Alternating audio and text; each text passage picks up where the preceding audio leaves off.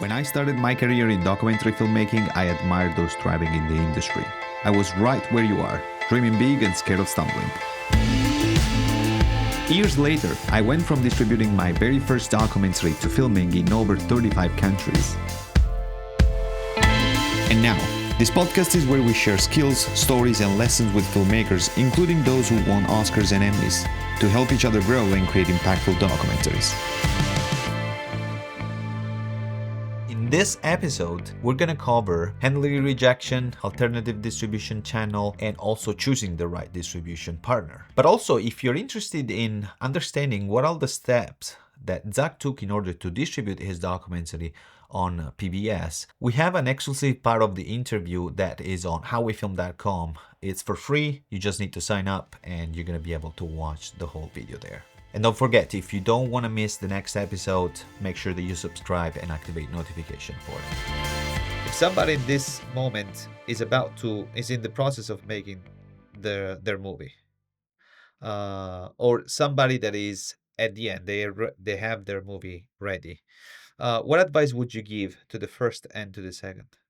I think to both of those audiences, I would go back to what I said about how I gave myself a little bit of a crash course in distribution. I mean, there are so many ways, even if you're busy, right? Like download a bunch of podcasts, the episodes that they have I mean, you can find them out there. There's all these film podcasts, and some of them have episodes like this on distribution. And I would just load up my iPad, listen to them on 1.2 speed if time is, if you're pressed for time. And when you're driving to set or driving home from a long day of shooting, your brain is exhausted. I know, but that might be the only time you have to listen to this stuff. I would also spend a little bit of money to, there are people out there, I'm trying to think of the groups. There's the Film Collective. That's actually a really good point. I might have this name wrong, and I apologize to them if I do. I think it's the Film Collective. Google them to find their website. They have a distribution report card, which is a super valuable tool. They might only have 10 or 15 companies rated right now, but what they've done is they've interviewed documentary filmmakers who have used different distribution companies, and they have them answer, how much money did you make? Were you happy with them? What were the good things? What were the bad things? Did they lie to you? Etc. And you can read this report card on their website for 15 well-known companies maybe, and that's helpful because then like, okay, I do or I don't. Yeah. And so I think you just need to be thinking about these things. And then to the second person that you asked about, when you get closer to actually needing distribution, again, time is scarce and it's hard to do this, but I cannot tell you how valuable it is. If you're going to go with a traditional distribution company, ask for references, call the people that they give you. They will say, we distributed Super Size Me 20 years ago, and here's Morgan Spurlock. Go talk to him and ask him if he likes us, right? However, I'll tell you the secret, Josue. You also have to find the people that they don't recommend to you. That's almost more valuable, right? Like the company that I mentioned, I had a distribution company say, here are our references. I called 3 different directors and producers, and 2 of them said, yeah, this is the best company ever. I love them. One guy said they were okay. I liked some things about them. I didn't like other things about them. But then what I did is I went on their website and I saw the other big films that they didn't say, these are my references. And then I thought, I wonder why they picked these other films and not these ones. And when I called the directors of the films that they did not refer me to, that's when I got the real information, right? So I literally had this one guy say to me, he had one of their biggest films it wasn't a documentary, this company does both. And it had big stars that you would know. And he said, those people were a dishonest nightmare from the beginning. He said, in fact, I'm going to make it my life's mission to sue them and put them out of business. And so if you choose to go with them, you should know that they're being sued by me, and I might end up owning your film.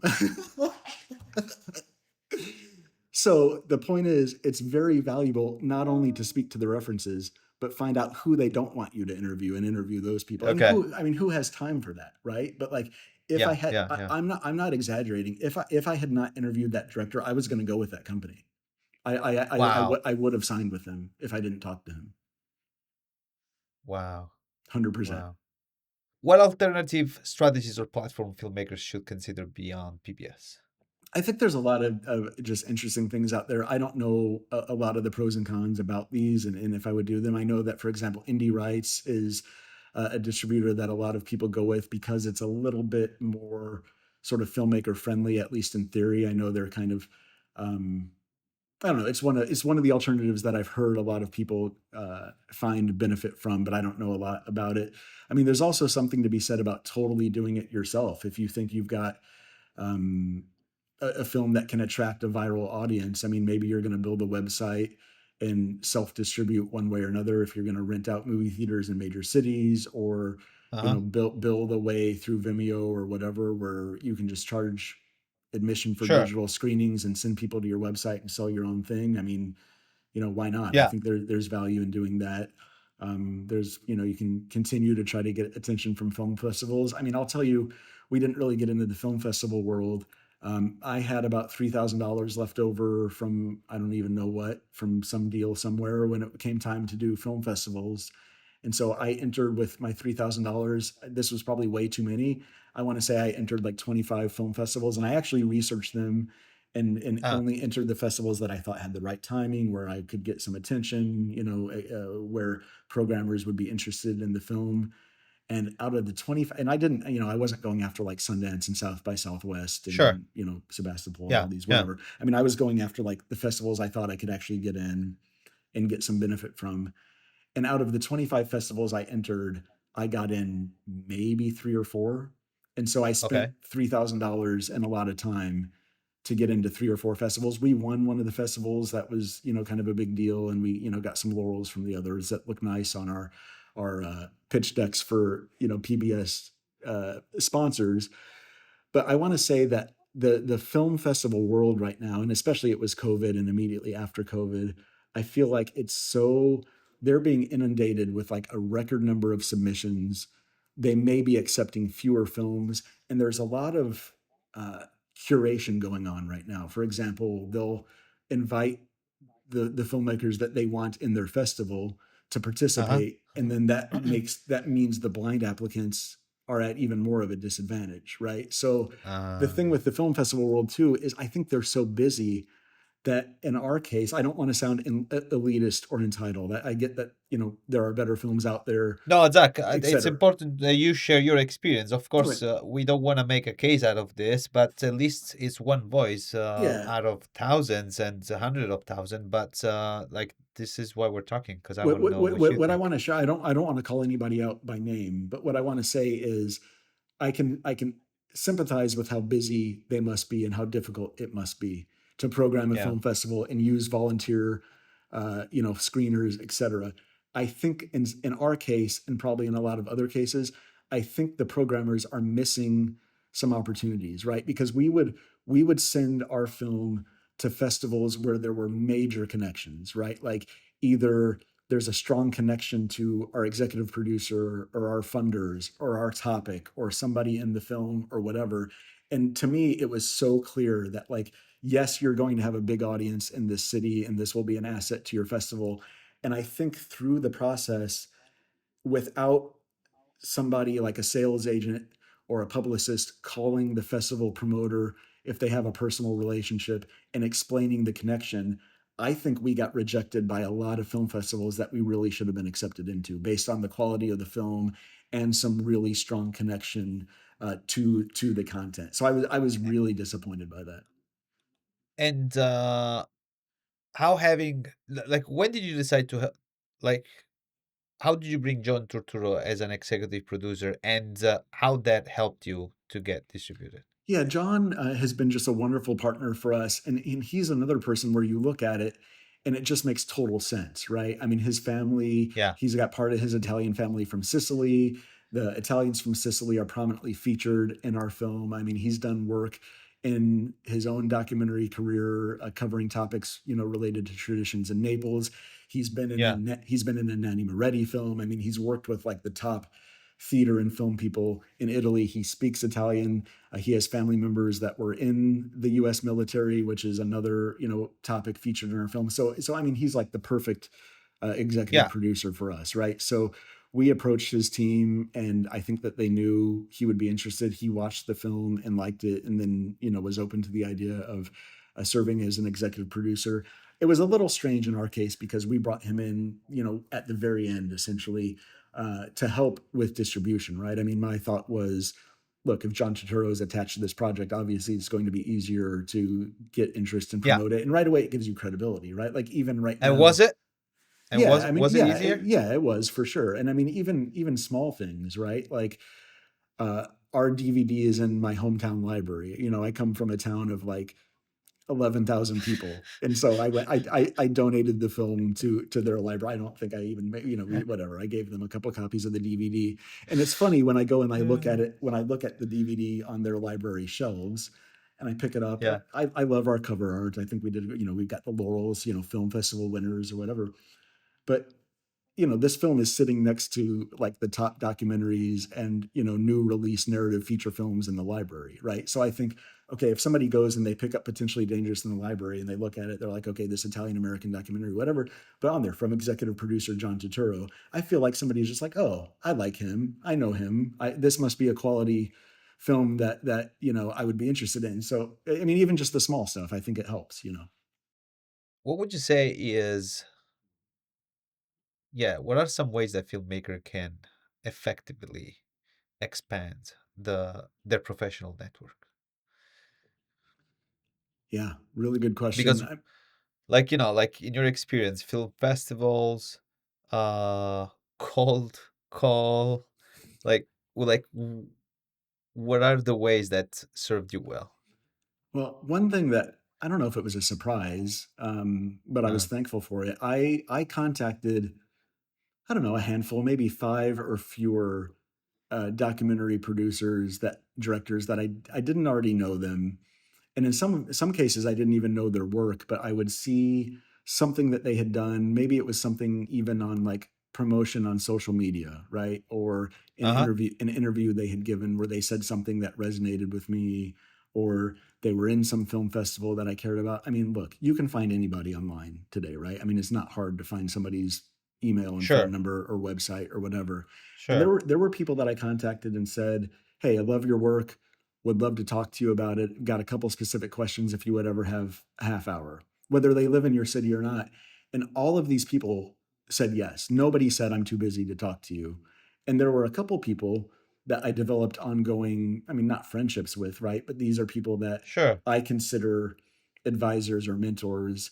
And I would call them. I've not done a great That's job of cool. keeping up with them now, but there were three or four people that I would That's call cool. once every other month, and they would let me say, I'm facing this challenge. How did you deal with this? Or what do you think attracted this film festival to your film, or whatever? And they would just let me ask them questions. Yeah, yeah, And yeah, yeah. in some That's cool. cases, they help me hire people. I would say, I'm looking for someone to book university screenings. I know you've done university screenings. Do you have somebody? And then they would refer me. So I think just being willing to make that request and say, like, people want to help. People want to share their expertise and advice, and sometimes we're too intimidated to ask, right? I mean, other than that, I think, like, yeah, if you can find sort of a more organic way of people that you already know, or some community that you can become a part of, whether it's a group like the Film Collective or Show and Tell, or if there's sort of an Yeah. industry group in your city or an alumni network from your college. I mean, just somewhere where you can go and take a little bit of a bold step and say, hey, look, I'm new here. I want to interact with some other, Sure. like-minded people to share resources. There are groups out there, documentary associations and IDA and different groups that you can find online. But yeah, just somewhere find a group where you feel safe and connected, and become a part of it for sure. And Zach, based on your experience, what have been the biggest lessons you learned? Now, Yeah. after, you went through all of this, right? So you went through different phases, but then you finally distributed your movie on PBS. You could have made more money, you could have done much more. But if you will have to think about the biggest lessons you've learned, what are they? This might sound a little counterintuitive, or maybe not the answer that you expect, maybe not even the answer I expected to respond. But I feel like as documentary producers and directors, it's so important that we value the people who gave us so much to make our films, right? Like in my case, I was interviewing these people about being separated from their families, and most of them watching their fathers be taken away by the FBI and detained unjustly for, in some cases, up to 2 years, uh, 70 years ago, 80 years ago. And these people who had been living with this shame and trauma that affected their whole Uh, lives. And I'm a total stranger to them. And I knocked on their door and put a camera in their face and said, talk about one of the most difficult things you've ever experienced. And I'm going to show uh, it to millions of people. And there's this admittedly gross feeling when you're trying to make money off of uh, the story that these people have given you. Right. And in the documentary space, I'm not paying them for their interview. I'm not. sure, They have no financial gain from sharing their traumatic story sure, with me, and so sure. the way that I honor them is, in fact, I wanted to go with PBS because I wanted a million people to hear their story, and you have to keep that in mind sometimes when you're making these decisions with distributors. Yeah, there's a financial element to it, but you want to honor the story that these people have given you.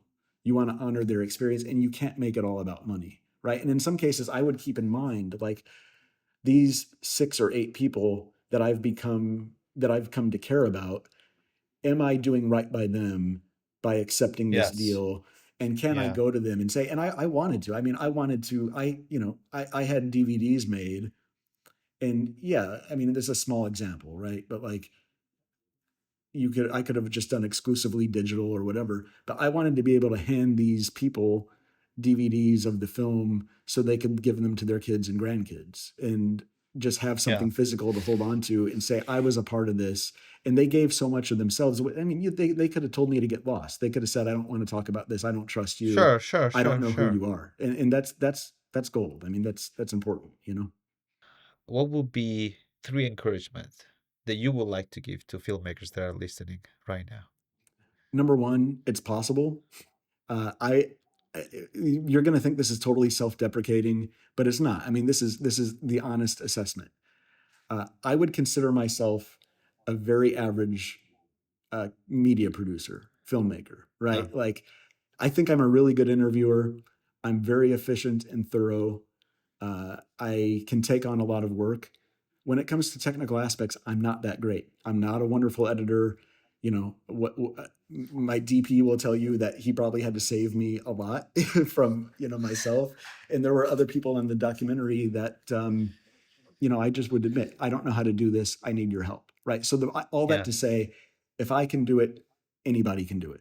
Right. Like I may have more skills at interviewing and research than some other people, but there are a lot of weaknesses that I brought to the table that I should be better at. Right. And so the point is, honestly, if I can do it, anybody can do it. The second encouragement that I would give is, even with all the sort of griping and complaining I've done about, the sharky nature of the distribution landscape, is there is a path out there, man. Like, if you have a story that needs to be told, I hate that saying of like, well, if the story's good enough, it's going to get out there, because there is that element of like work and collaboration and luck that needs to happen. But there are so many gatekeepers in the industry right now that are trying to uh, keep people, whether they're doing it intentionally or not, right? The gatekeepers are going to tell you, no, you're not going to find the yeah, money. It's too hard. You don't have the right executive producer. Nobody's going to do this. Nobody's going to do that. But there's a path, and you've got to not listen to the gatekeepers and just keep moving forward. So those are the two things so far. If I can do it, anybody can do it, and there's a path for you. Third encouragement, what would it be?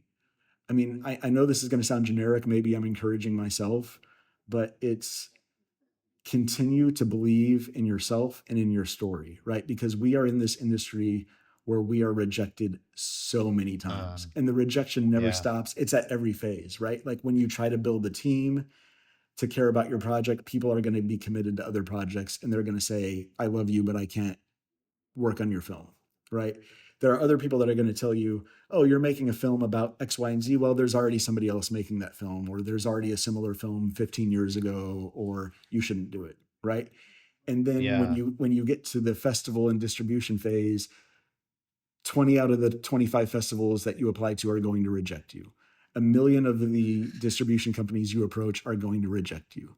So Yeah. what does that mean? It means that those rejections don't reflect upon your ability, upon your worth, No, that's very true. upon the story that you selected.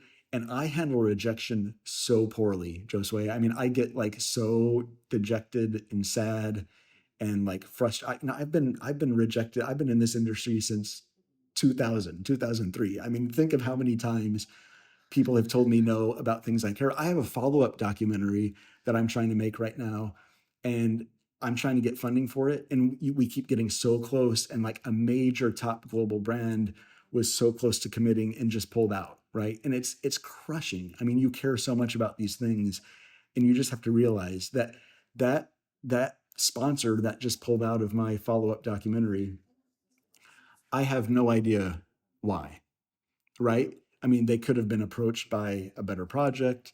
They could be going through some reorganization where I mean, who knows?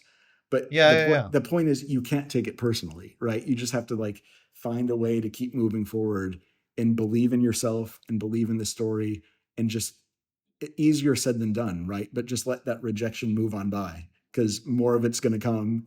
And at one point or another, you know, Get get you're going to get your get chance. And used to it. I know this is cliche. I'm sure some people have seen this reel before, but just real quickly, I saw this thing that was so encouraging that Matt Damon was saying that he and Ben Affleck both auditioned for Dead Poets Society, and neither Uh-huh. of them got a role in it. And then a month later, Matt Damon had to take a job working at a movie theater, and he was like selling tickets to the movie that he didn't get a role in, right? So like, how depressing is that?